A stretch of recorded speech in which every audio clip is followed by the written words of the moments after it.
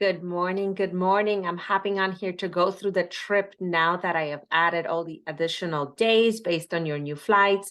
So let me show you what it would look like. And that way it's easier to understand and kind of comparing all the different itineraries.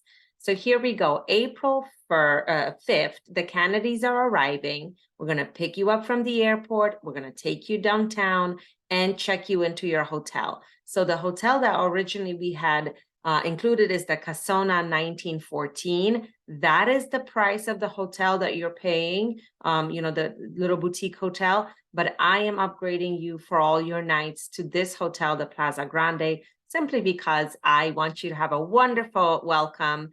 So even though you see this 5-star hotel here, please know you're not paying a difference for the hotel, just for the additional nights, according to the other hotel, the little boutique one. So Plaza Grande, Kennedys are arriving on the 5th, and on the 6th, the Merediths are arriving. So same concept, we hired a separate guide. They're going to pick you up and take you to your hotel on the 6th. So the 6th is free for the Kennedys. Walk around the main square, enjoy the old town, just kind of get acclimated, get used to being on vacation for the next 3 weeks, right? So that's the 6th. Breakfast is always included, as always. So April 7th, we will have our private tour of Quito. So this is where I moved it to, and and the night in Quito. And then on April 8th, we will head north to Otavalo. So for the full day, you have your driver and your guide accompany you to the north. We will visit the market, which is the largest indigenous market. We will visit local communities. We will see the lagoons, the mountains. We will have a traditional Otavaleño lunch up there. So you will have a full-on experience of the north. And you will notice the longer you spend in Latin America, how every region is very different. The cultures are very different, and you will see the different hats and the different jewelry because that's how they identify themselves. So April 8th, then we come back to the hotel. April 9th, we will now head south down the avenue of the volcano to Cotopaxi. Same concept, private car, driver, guide. They will take you to Cotopaxi, which is known for the Cotopaxi volcano. It's an active volcano, amazing park. We will ride horses, we will visit a ranch, have some traditional food from this region with the ranchers. We will go to indigenous communities on the way. There's markets. So this area is actually where my husband is from. So we love Avenue of the Volcanoes, and I hope you do too. It really gives you kind of a glimpse into life in the Andes. So that is April 9th, and then we return to Quito for the evening. April 10th, as planned, pick you up, take you to the airport, go to the go on our flight to the Galapagos. We have our airport assistants waiting for you. I added the flights. It's an early flight. I apologize. It's a 7:47 flight, which means we have to be at the airport at 5:47, which means we're leaving the hotel probably at 5. So it's going to be quite a painful morning, but that is what the boat has booked. So you're on the Millennium. Both of you have balcony cabins. This is actually not the right photo, so I will make sure to update that for you. And then you're on the boat the 10th, 11th, the 12th, the 13th, and on the 14th, the cruise is over, and we are going to take you back to the airport, and you're going to fly to Guayaquil, which is the other airport on the mainland of Ecuador, and here we will connect with the flight to Lima. It's all LATAM, so your bags will go all the way to Peru. So now, instead of being at the airport hotel, which makes no sense to do, I have hired a guy to take you downtown to Lima and stay at it's a modern little hotel. I would say like a 4-star, the Iberostar Selection Miraflores. Miraflores is that area of Lima that is very lively, very modern. It's on the ocean, completely different than everything you have done in Quito and the Andes. So it's a nice little break. So I left you that morning of the 15th free because you can walk out to the coast, to the Lovers Park. You can walk around Miraflores. Inside Miraflores, there are ruins, Huacapuclana.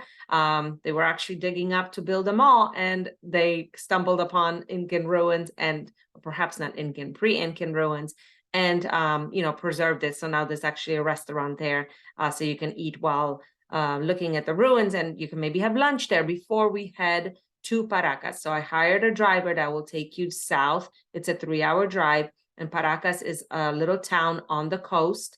Paracas is known for the Paracas National Park, where the sand dunes are, Ballesta Isles, where there's wildlife, but I will not take you to the Ballesta Isles because you just came back from Galapagos, and so Ballesta Isles is called the poor man's Galapagos, and nobody needs to go there after the real thing.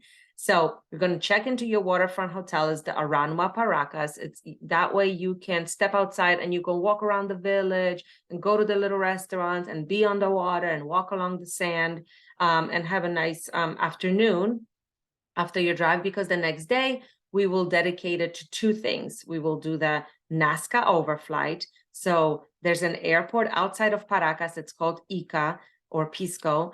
And from there, the plane will take off and fly down to Nazca, which is another, if we were to drive, it'd be another 2 hours, and show you all the Nazca carvings in the sand. It is fantastic. We have done this with Carlos as well.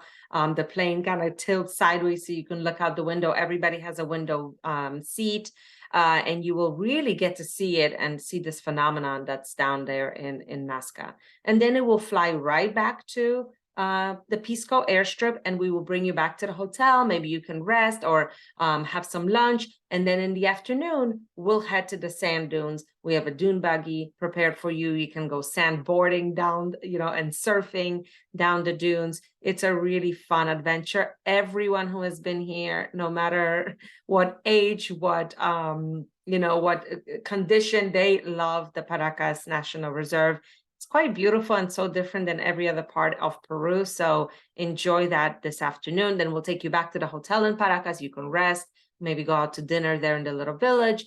And on April 17th, we are now starting the trip to Cusco like we had planned previously. So I was able to move all of our internal flights and the train tickets and the permits to Machu Picchu.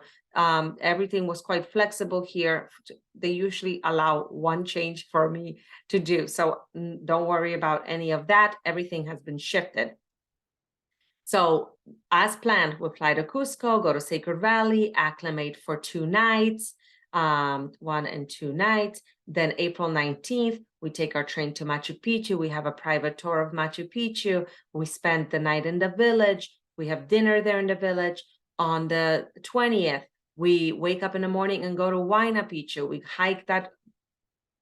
Do I not include a picture of Machu Picchu? Where's Machu Picchu?